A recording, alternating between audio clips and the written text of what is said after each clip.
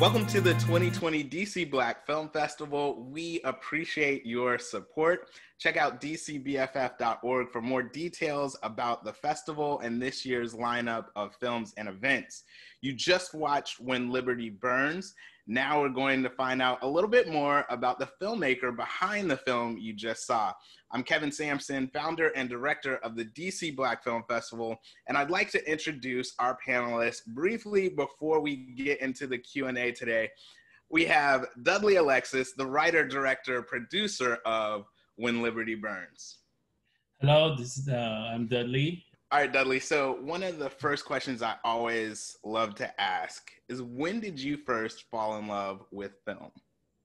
As a young kid, it's like something I always like, 10th grade, really, that's when I really start making films, start doing interest in film, start really geeking out, when it comes to stuff about film. But it's something I always like. Sometimes I talk, when you're a filmmaker, as a young kid, you find out some of the film that really influence you and make you love film, or some of the most horrible film when you watch them today.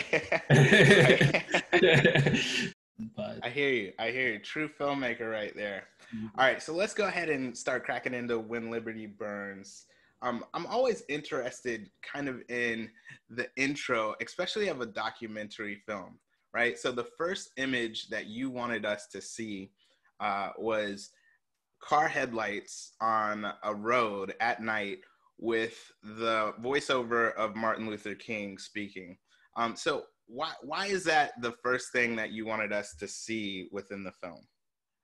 The words of Dr. King, to me, it explains so much about riots, and I think Dr. King's words and about riot is the voice of the unheard. Of the unheard. I think it's really, I wanted people to understand Liberty City is, everything came to that point because, as you watch the documentary, so many things were piling up, but nobody was paying attention.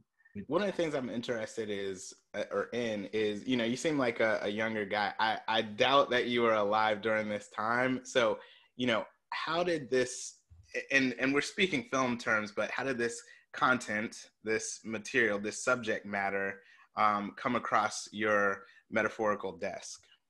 Well, the interesting thing is that at the time I just finished my first feature. And I was going from festival, talking to my friends, and around September of 2015, one of my friends got into an altercation with the police here in Miami, and I started doing a lot of research about policing in Miami, and I came across that story, and digging in and trying to get the history of policing and race in Miami. And I was like, hey, I grew up in this city. How come I don't know that story? So, and I started asking questions about it. When you especially when you ask elders about the riot, is two things you will get. It's like they'll want to talk, or they will and first, before they even start talking, you can see the pain. They will just take a deep breath before they start talking. And the other thing, and the other group of people will be like, nope, this is a story I don't want to talk about, and they just walk away from it. So that kind of took me to the journey of wanting to tell the story of Liberty City. And one of the things that I really did appreciate was out the gate, you kind of helped us to understand who Arthur McDuffie was as a man, right? And we're able to see that portrait via his family. Can you talk a little bit about contacting the family, working with the family to be able to tell Arthur's story? Well, I finished most of the documentary, most of the researchers I interviewed, like a year and a half before I finished the documentary. When I did my first edit, I didn't like it, the fact the family wasn't in there. And I said, I would not let this documentary out because talking to the family and understanding who McDuffie was, even, in detail. And I said, we have to put the family in there because I want to understand the man. There's a lot of, and let's just say, urban legend about him. And people will say stories about him, and I'm like, no, I want first person account about who he was. One of the first person I interviewed was his son, and from interviewing his son, I we were able to bring the family in and really tell the story of who he was. Yeah, and I definitely appreciate that, because I think many times, and we can start to kind of get into this, but why do you feel it's important that we know our history, right? So within the documentary, there's mention of Jim Crow at the time, Miami's history itself of segregation, etc. All these different things that went into kind of, as the MLK quote said, the voice of the unheard being heard through rioting.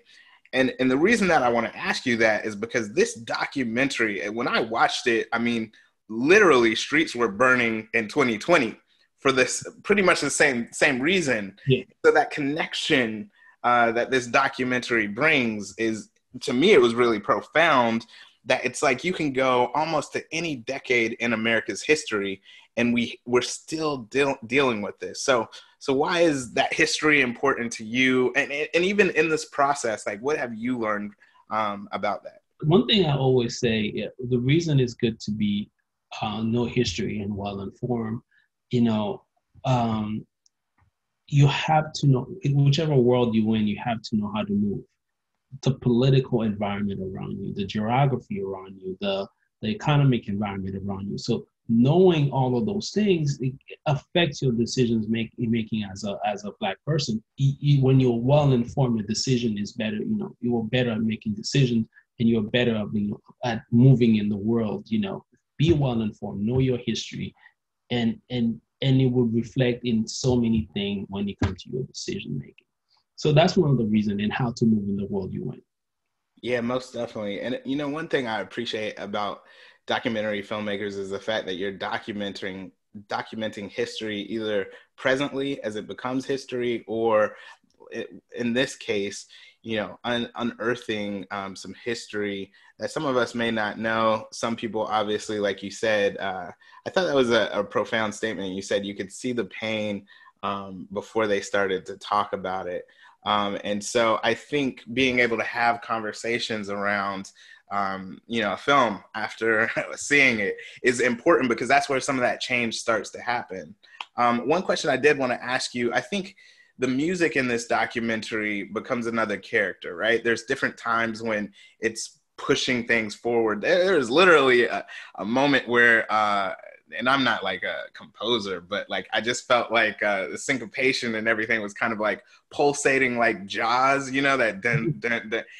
Can you talk a little bit about the music within the documentary and really how it sets the tone? Because as you're delivering information, when things are intense, you need that music. Things are soft when, was Miss Frederica is talking about her past or late husband. It's softer music, etc. So could you just talk a little about that, please? I'm gonna tell you, that was one of the longest thing I've, what I will do, I had headphones, while I was, at work, and people see me, oh, why you always have your headphones on? I was literally listening to music to put in the documentary. And I was doing that for pretty much hours and hours for weeks. It came out like, really sit down and look for it and research it. And that's one of the, you would not think that was one of the most time-consuming part of doing the documentary. Right. Looking for the music. Yeah, I could certainly believe it. But I think it came together well, personally. Kind of wrapping out here, if you could, it's a two-part question. One, what do you hope that the audience takes away from the film? And two, what's been the response to the film from the McDuffie family? So I drove to Georgia to show them the documentary, and and I was happy. They liked the documentary, and one of the reasons it was hard to even connect with the family is the fact that there's so many journalists, so many people try to interview them so many times, but nobody ever told the story about who he was, and they didn't even want to do it because of that. What was the second part of the question you had? Sorry. No, that's great. What do you hope that the audience that just watched the film takes away? Those incidents happen to real people with families, with friends, that are fathers, that are, daughters, that are, mothers, that are those are, in and every single time it happens, people are affected by it. And you see 40 years later, a family is still dealing with that trauma.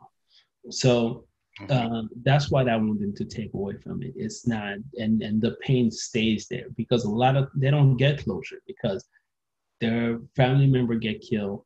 Nobody, sometimes, most of the time, nobody get charged. And when they finally get charged, everybody get acquitted. I think that it's one of those things where a man died in a brutal way.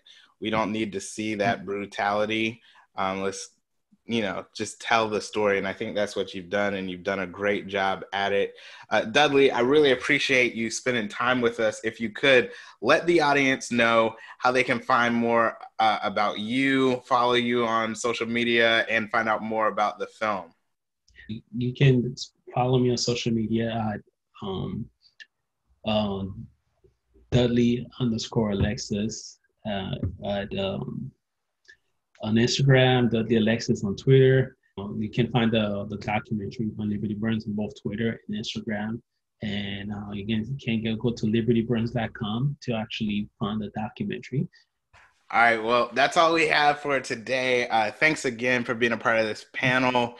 Remember, folks, if you go to dcbff.org, you can find out more details about the festival and this year's lineup of films and events. If you would like to specifically ask questions to Dudley about this film, please visit our Facebook page, facebook.com/DC Black Film Festival, and find this Q&A block so you can interact with him directly. Thanks again for your support, and enjoy the rest of the fest.